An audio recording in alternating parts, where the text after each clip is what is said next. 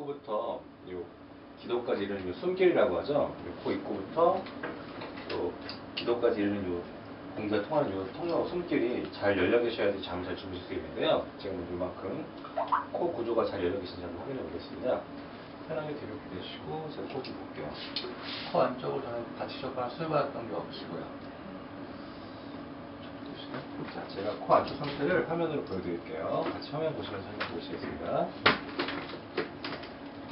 자, 제가 오른쪽 코 한 번 더 보여드리겠습니다.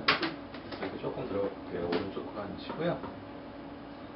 입으로 해주세요. 이렇게 보시는 요게 오른쪽 코 한쪽이시고요. 요 빈틈을 공기 들어가신 거거든요. 지금 왼쪽 비교해 보시면 왼쪽이시고요. 보시면 이게 오른쪽 코안이가 왼쪽 코안이십니다. 가운데 보시는 이 구조물 있죠?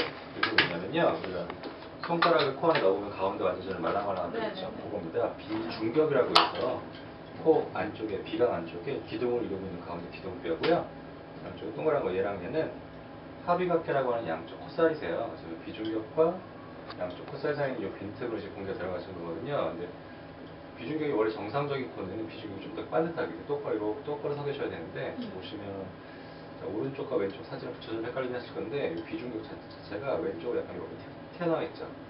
이쪽도 약간 있으면 이쪽이 좀 더 많이 튀어나와 있죠. 그러니까 이렇게 있어야 비중격이 이런 식으로 좌측으로 조금 틀어져 계셔서 왼쪽 공간이 좀 좁으세요. 요만큼 정도는 더 열려 계셔야 되는데 상대적으로 틀어져 있어서 왼쪽 공간에 스페이스를 조금 손해보고 계시고요.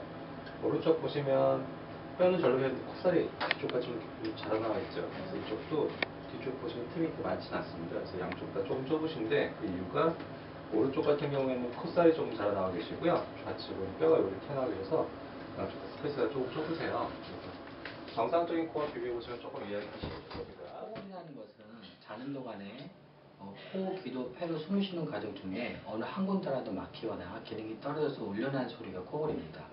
즉 코를 곤다는 것은 공기가 헛도니까 호흡장애가 있다는 뜻이고요. 그 결과론적으로는 이제 산소가 떨어질 수가 있죠. 그래서 코를 고는 사람들 중에 산소가 떨어지지 않고 심장과 뇌가 큰 부담이 없으면 그걸 단순 코골이라고 합니다. 즉 아직 병적인 상태가 아니고요. 그렇지만 산소가 떨어지면서 심장, 뇌가 시간당 5번 부담이 되면 그걸 이제 병총 코골이, 수면 호흡 장애라고 저희가 분류를 하게 되겠습니다. 그래서 우리가 치료를 해야 되는 그 부류는 수면 호흡 장애를 갖고 있는 코골이 환자가 되겠고요. 그분들의 원인을 살펴보면 크게 5군데가 큰 원인이 되겠습니다. 코 안의 질환, 목젖, 혀 뒤의 기도 공간, 그 다음 기도 모양, 그 다음 폐 기능입니다. 이 중에서 한국, 특히 동양 사람들한테 가장 큰 원인이 되는 것은 혀 뒤의 공간이 좁은 게 가장 큰 원인이기 때문에 우리가 이제 코골이 하면 단순하게 코 안의 질환만 생각하는데요.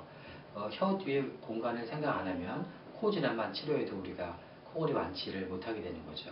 그래서 그 코골이가 병적 코골이인지 단순 코골이인지 확인하는 작업도 중요하고 또 원인도 정확히 찾아서 치료하는 것이 한 번에 코골이를 완치할 수 있는 지름길이라고 이해하시면 될 것 같습니다.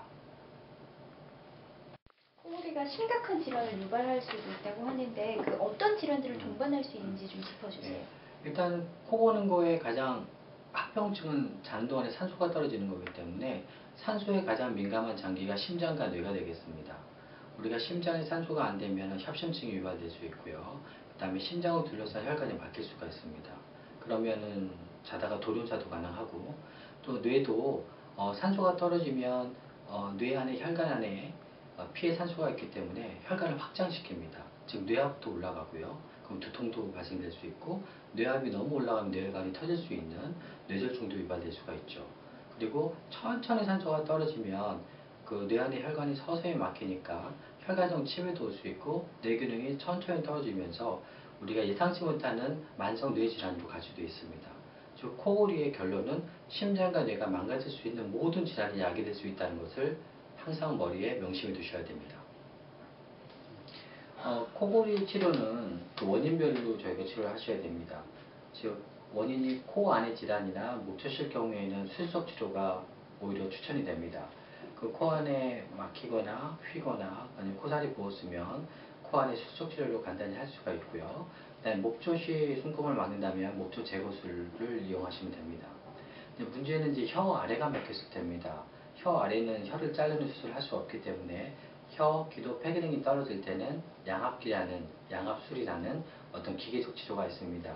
그걸로 본인이 매일 운동하시면서 혀를 빼내면서 코골이랑 무호흡 스스로 없애는 치료가 되겠습니다.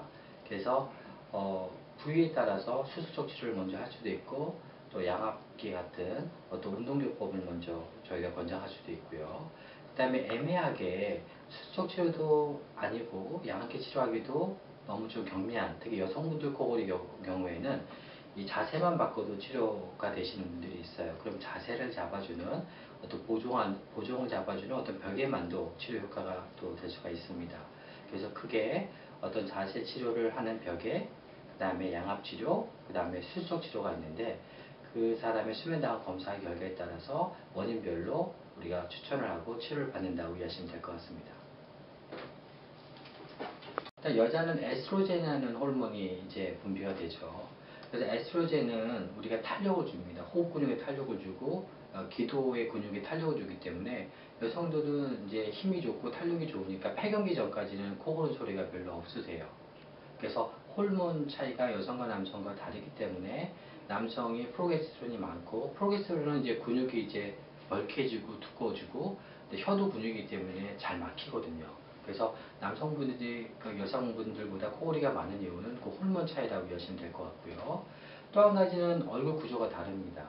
남성분들이 여성분보다 똑바로 누운 자세에서 혀가 하방으로 빠지는 그런 구조를 더 많이 갖고 계세요. 그래서 해부학적인 그 얼굴의 틀이 남성과 여성이 좀 다른 거, 그래서 구조적인 면에서도 남자가 더 쉽게 코를 골게 될 수밖에 없고요. 특히 남성이 나이가 들면 근육이 저하가 되니까 기도가 더 좁아집니다. 또 힘도 없으니까 숨쉬는 파워도 떨어지죠. 그래서 나이 드신 남성이 훨씬 더 코골이 무호흡이 많다고 이해하시면 될 것 같아요.